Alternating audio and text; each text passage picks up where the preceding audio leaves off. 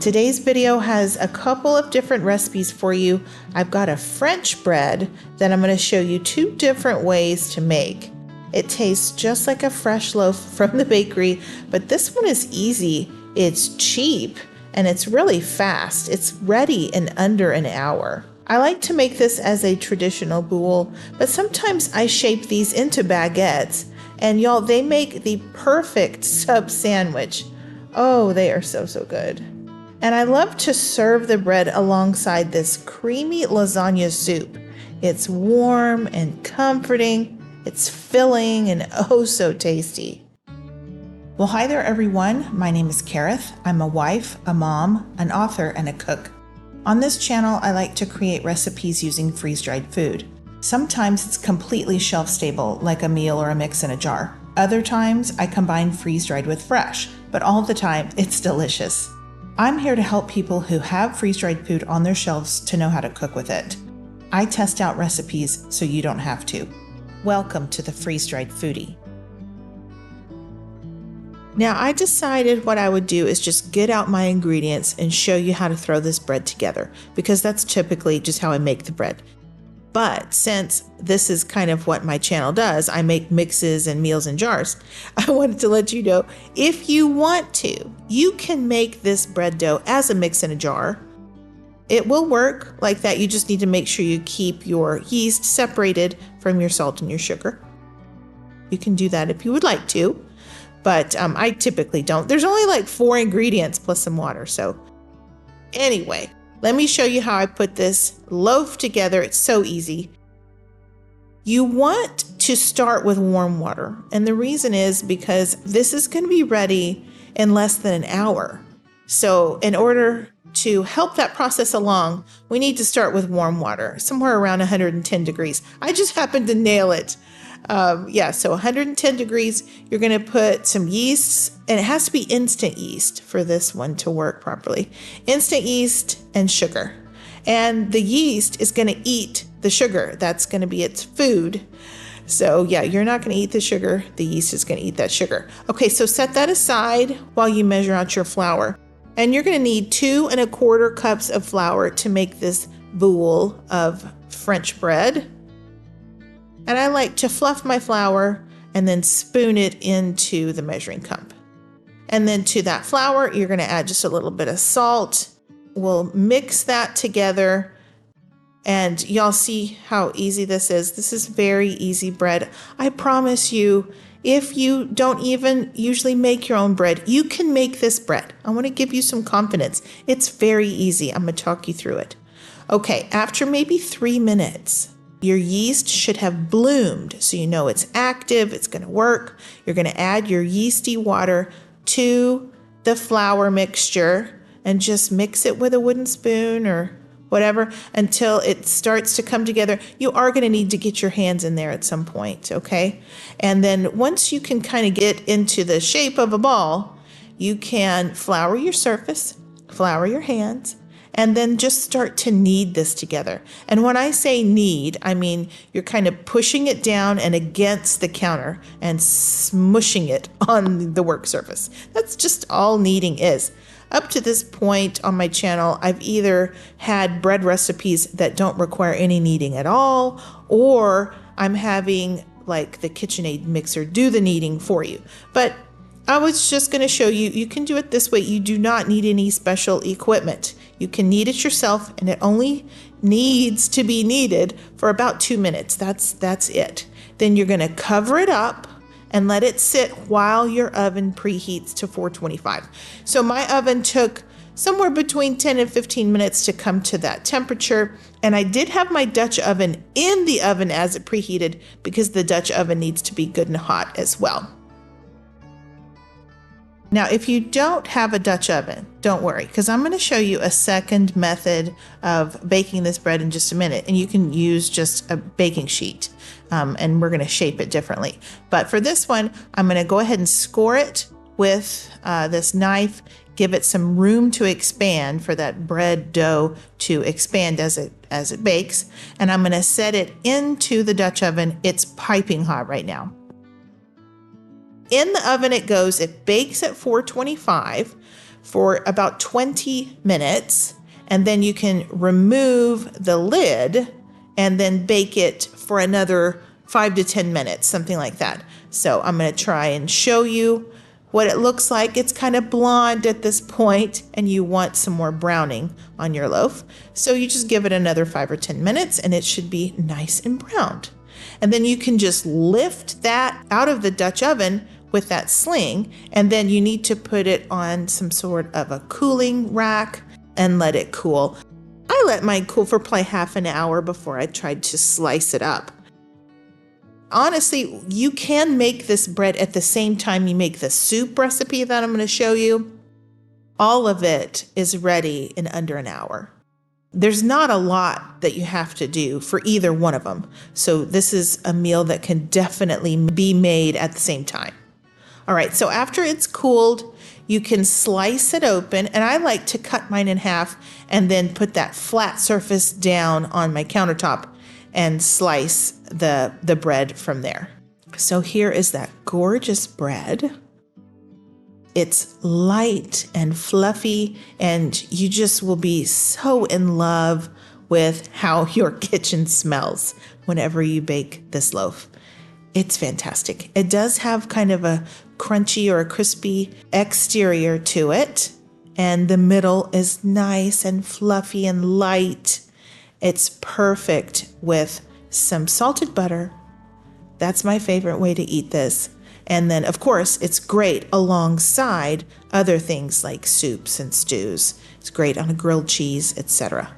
Now, sometimes I like to shape that loaf into baguettes instead. So instead of one round boule, I make 2 baguettes. I divide the dough into 2 parts and then kind of smush it down and shape it into like a Play-Doh rope, like a Play-Doh snake almost. And I set that on parchment paper, and then I give it a little bit of a score with a knife, and then I cover that up and let it rest while my oven preheats. And then I'll stick it in the oven. I do like to put some steaming water at the bottom of the oven to give it a nice crusty crust. I let that cook for 18 minutes at 425, and then you can take it out. It does need to cool on a wire rack for a bit. Here are the French bread loaves. It makes 2 10-inch baguettes, and these baguettes are wonderful for a multitude of things. One of my favorite things to do is to make sandwiches with these. I will slice these in half, and we'll get 4 5-inch sub sandwiches out of these, which is awesome. I wanted to show you just how soft the interiors are. You can smush these down and they bounce right back at you. They're soft in the middle. So delicious, y'all. This bread is just magical. It's so good. It's so easy. And it tastes just like something you'd get at the bakery of your local grocery store, something like that. If you don't need this much food, you could try and cut this recipe in half and just make 1 10-inch baguette. I bet that would be fantastic as well. French bread is one of those things that gets eaten all over the globe just by itself, or maybe with just a pat of butter, and no one is complaining about it. It doesn't really need anything else. I mean, anything else you eat with it is kind of a bonus because it's wonderful all on its own. And this method of baking the loaf in under an hour is something you might find comes in handy, so I hope you'll give this one a try. All right, let me show you the meal in a jar soup recipe that I like to serve alongside my French bread. I will put the full recipe down in the description box below, but I'm going to walk you through it. So this gave us 3 good-sized servings. I've got a quart-sized jar, and into it I put 4 lasagna noodles that I had smushed up in a baggie. And I want a creamy soup, so I'm adding some bechamel sauce, some heavy cream powder, and I also want a tomato sauce, so I'm adding my homemade tomato sauce to this. And then I've taken some sausage crumbles and some ground beef, freeze-dried of course, both of those, and I put them in the blender. I pulsed them a bit to get some different texture there. I added some freeze-dried onions and garlic, a little bit of mirepoix. I love mushrooms in my everything pretty much. I love mushrooms, but if you don't like mushrooms, leave those out. You could choose a different veg if you want, like zucchini. I'm adding some diced tomatoes here, and my jar's looking really full, so I'm going to pat that down and get those ingredients to settle a little bit so I can add some more things. I need to add my seasonings. I've got chicken bouillon and garlic powder, salt and pepper, Italian seasonings, and red pepper flakes. And then I'm going to add the cheese.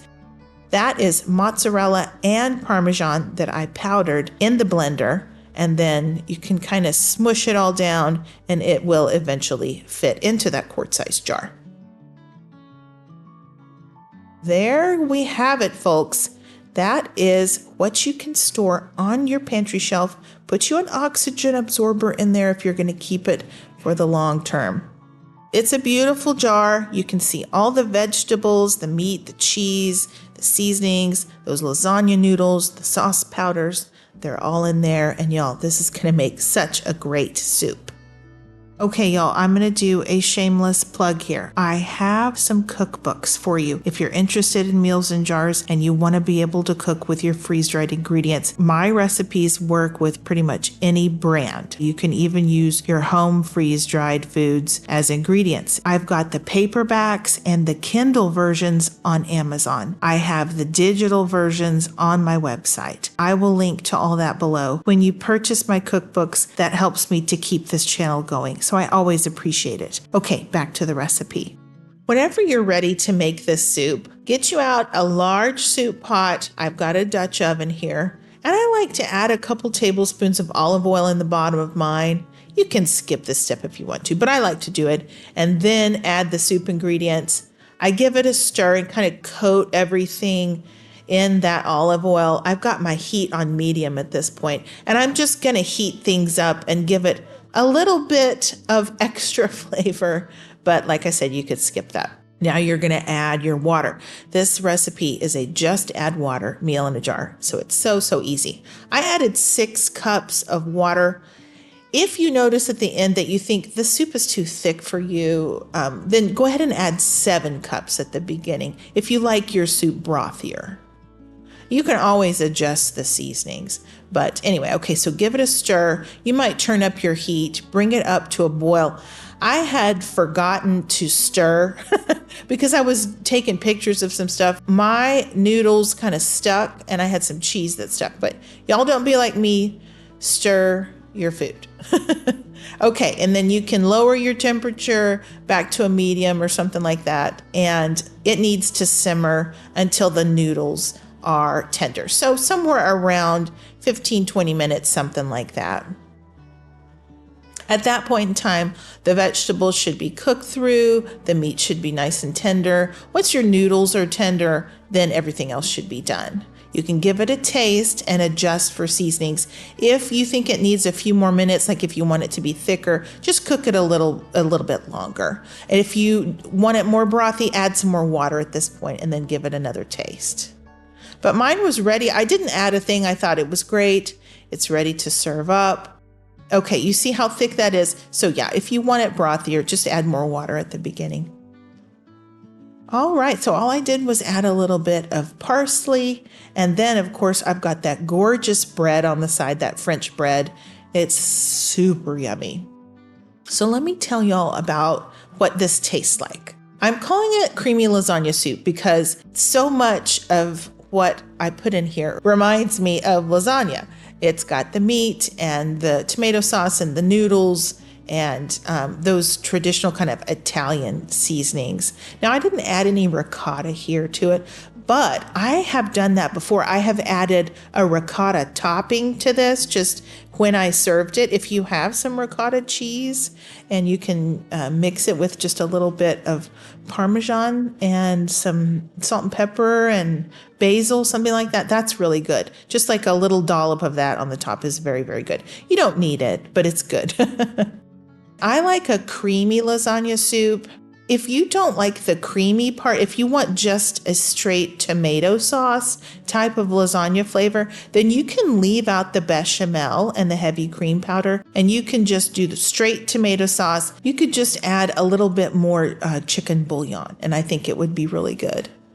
But y'all, I love the creamy. I love the combination of the tomato and the cream. That's just kind of right up my alley. I think that is the way to go.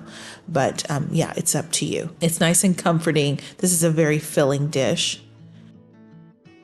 That's all I've got for you today. I hope you try these recipes and let me know what you think.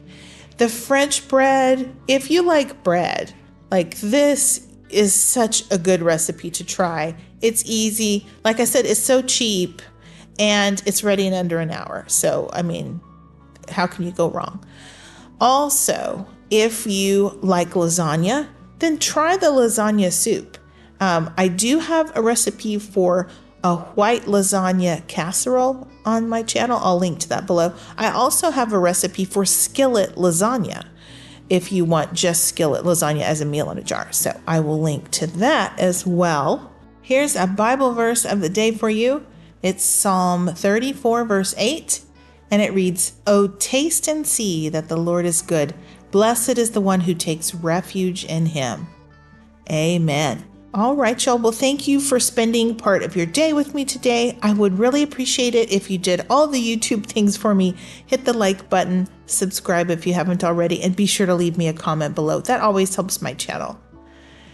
All right, y'all. I hope you have a blessed day, a wonderful week, and until next time, y'all take care and keep thriving.